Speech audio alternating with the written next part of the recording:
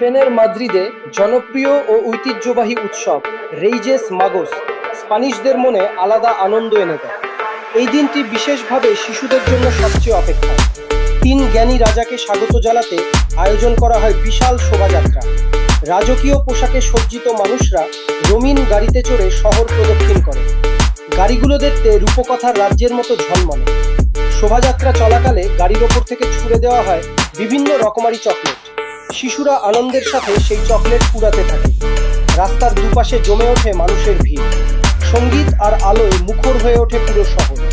বড়রাও এই আনন্দে শিশুদের সঙ্গে মিশে যায়। রেইজেস মাগোস স্পেনের সংস্কৃতির গভীর ঐতিহ্যকে তুলে ধরে।